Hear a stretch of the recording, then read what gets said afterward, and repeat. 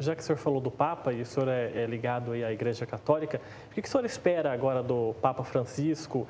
Quais são os desafios maiores que ele tem para a Igreja nesse momento? Eu acho que o desafio já começou com a renúncia do Bento XVI. Quando o Bento XVI ele renuncia, ele inovou. Quem que podia esperar que o Papa renunciasse? Então houve uma grande inovação. E uma inovação surge, mas se ele inovou nisto, a Igreja pode inovar em outras coisas? Pode, né? Por exemplo, por que não se pensar na inovação do fim do celibato? Por que não se pensar na inovação de ordenação de mulheres? Porque se algum tempo atrás não se pensava em renúncia de Papa, hoje não se pensa em ordenação de mulheres e nem no fim do celibato, se pode pensar. O senhor é a favor ou contra? Sou a favor, totalmente a favor.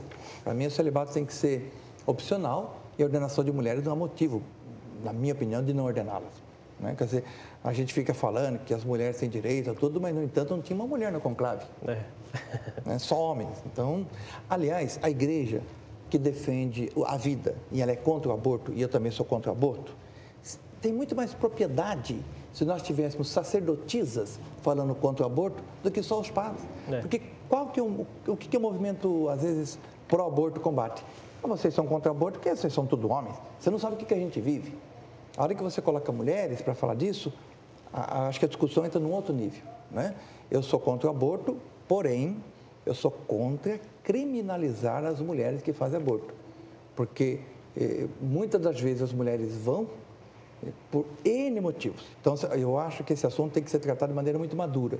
Tratar muito bem as mulheres, ver o que aconteceu e não criminalizar. Né? Porque já basta a dor do aborto, ainda vai criminalizar, né?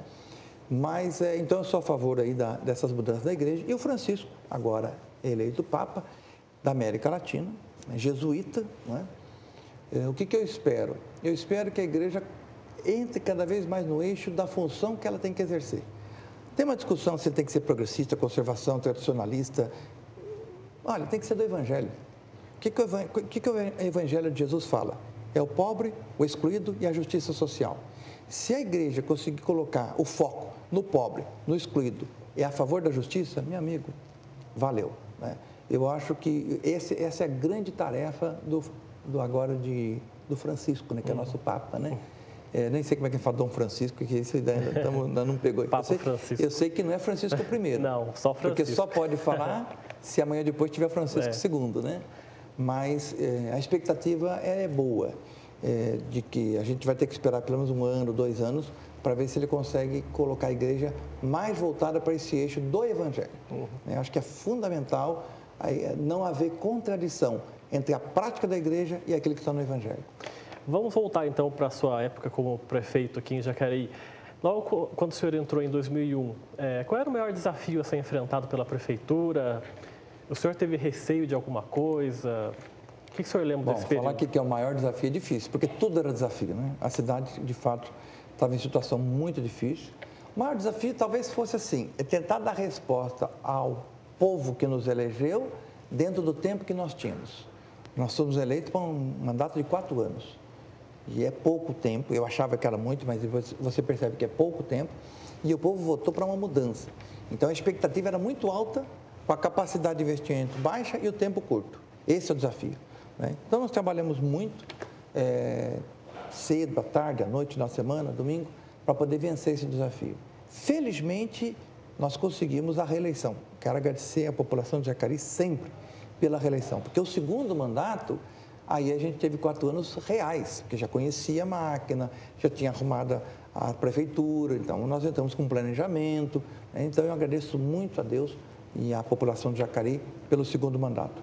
Então acho que o maior desafio foi esse, é conseguir dar resposta no tempo que nós tínhamos com os recursos que haviam disponíveis. E teve algum momento no segundo mandato, na eleição, da reeleição, né, para o seu segundo mandato, que o senhor achou que poderia não vencer? Eu lembro até uma conversa que a gente teve uns anos atrás, que o senhor me falou que se trancou no quarto para pensar um pouco se era isso mesmo. Na verdade é o seguinte, no 3º ano do primeiro mandato, no final do 3º ano, nós fizemos uma pesquisa de opinião pública e eu fui apontado com 55% de rejeição. 55% de rejeição significa que cada 10 de 5 a 6 pessoas dizem, em você eu não voto de jeito nenhum. Eu voto em qualquer um, menos em você. Estou perdido. Não é? Esse foi o momento mais desastroso que nós tivemos, que trouxe muitos benefícios. Por quê? Porque faltando um ano para a eleição, e você estando mal na pesquisa, muitos que estão com você caem fora. Vão para o outro lado, já acham que outro vai ganhar e vão para lá. Então, isso é positivo, porque você dá uma limpada na tua área. E quando você recupera, não dá para eles voltarem mais. Então, isso foi muito, muito positivo. Mas, nesse momento, eu achava que a gente não ia conseguir ser reeleito, não.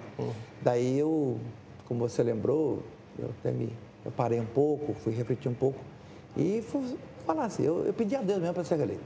Eu falei, desculpa, mas vou pedir. Eu sei que eu não devo pedir, mas vou pedir.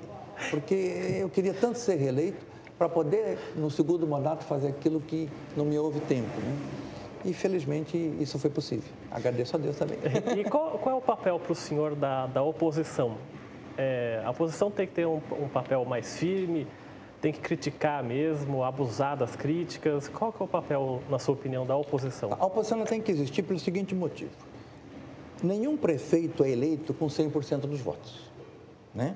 Então, se você for um prefeito muito bem votado, mas muito bem votado, você tem 70% dos votos.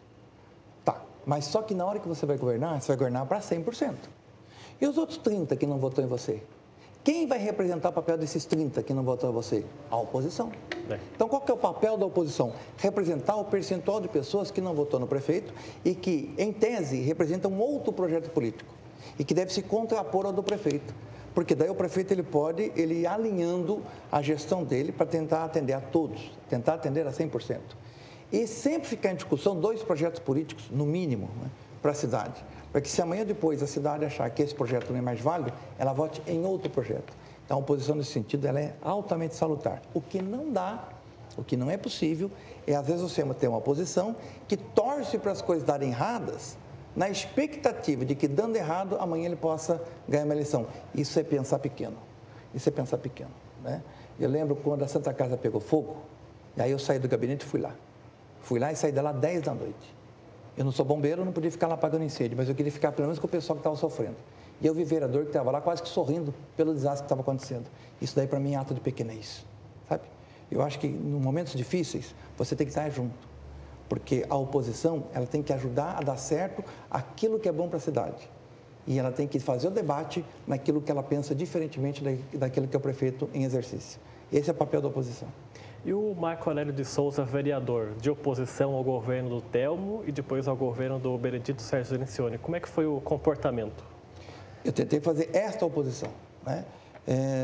Se você procurar nos 8 anos de vereador, não tem nenhum projeto, nem do prefeito Telmo, nem do prefeito Benedito Sérgio Lencioni, que eu tenha votado contra para inviabilizar a cidade. Pelo contrário. O governo Benedito Sérgio Lencioni, ele tinha, quando ele entrou, as publicações oficiais eram feitas no Jornal da Cidade, que custava caro pra caramba. E ele queria fazer a publicação por boletim oficial do município. E precisava da aprovação da Câmara. Só foi possível porque nós do PT éramos 4, nos somamos com os únicos 3 do Benedito Sérgio Lencioni para poder votar em aprovar, porque ele não ia conseguir aprovar. Então, ele só conseguiu aprovar o boletim oficial do município porque a oposição deu a força para ele. Então, não há nada que alguém possa dizer, olha, Marcos, isso aqui era bom para a cidade e você votou contra. Agora, eu votei contra, por exemplo, a privatização do SAI, que era um projeto que foi para a Câmara. Isso eu não concordo, aí eu votei contra. Né? Então, o embate ele foi feito sempre nesse campo, né? De projetos que se conflitam. Quando o projeto conflita, aí você tem que ser da oposição e votar contra, né? E dizer por que vota contra e dizer também o que você faria se estivesse lá, né? E uma vez eleito prefeito, qual foi a primeira coisa que eu fiz? Revogar a autorização que o prefeito tinha para privatizar o SAI. Foi o primeiro ato, foi o primeiro projeto de lei nosso, né? Até para ser coerente com aquilo que eu era na oposição. Foi na época agora que o senhor entrou do PT que foram eleitos os sucessores, que até então a cidade nunca tinha acontecido. O senhor se reelegeu, conseguiu eleger o Hamilton e o Hamilton se reelegeu também. Quais são os benefícios de se ficar, o PT vai completar 16 anos na cidade e os malefícios desse período grande de administração pública? Bom, vamos começar pelos malefícios. O que pode ser um malefício? Acomodação. né? Porque você pode, de repente, estar no 15º, 16º, 17º ano de mandato e você se acomodar achando que você é o que sabe fazer tudo. Isso é um malefício. Então, por isso o papel da oposição, que critica, da própria imprensa, quando critica, porque isso faz com que você volte no seu lugar. Agora, quais são os benefícios? É você ter projeto a longo prazo, né? Imagina, por exemplo, se uma GM de 4 em 4 anos mudasse o presidente, os diretores e supervisores. De 4 em 4 anos. Agora vai produzir carro. Não, agora vai produzir trator. Agora vai produzir caminhão. Agora, é claro que essa empresa quebraria. Por que o poder público não quebra? Porque as receitas não dependem das mudanças do comando, mas a eficiência da máquina pública depende de um projeto de continuidade. Então, quando nós entramos em 2001, depois eu fui reeleito, entrou o Hamilton reeleito, então você tem vários projetos em continuidade. Vamos dar um exemplo. Quando eu entrei, comecei a fazer pavimentação dos bairros. Mas o que nós percebemos? Que haviam bairros que nasciam sem pavimentação. Então, nós mandamos o projeto de lei para a Câmara aprovou, parando com que nascessem novos bairros em Jacareí que não tenha asfalto. Isso é lei em Jacareí. Então, agora o Hamilton está completando asfalto em muitos bairros. O que se espera se amanhã ou depois o PT não estiver no comando, esse projeto não pode parar. Imagina se o prefeito lá na frente, fala, não, agora pode nascer bairro que não tem asfalto. É um atraso. Então, existem alguns projetos, plano diretor que não existia, que eles têm que ser macro. Ele tem que ultrapassar o tempo do prefeito, né? Então, quando você tem essa continuidade, é um grande benefício para a cidade. E uma pessoa muito importante, principalmente no seu segundo mandato, foi o Davi Lino, que foi o seu vice. Eu queria que você falasse um pouquinho sobre ele, qual foi a importância dele no papel da Prefeitura de Jacareí. Eu quero lembrar quando o Hamilton tomou posse, no primeiro mandato dele, eu falei para o Hamilton o seguinte: Hamilton, eu fui prefeito, mas eu tinha para me ajudar o Davi Lino e o Hamilton Ribeiro Mota. Você, Hamilton, você não vai ter outro Hamilton para te ajudar e muito menos o Davi Lino. O Davi Lino foi uma pessoa que foi fundamental na nossa gestão.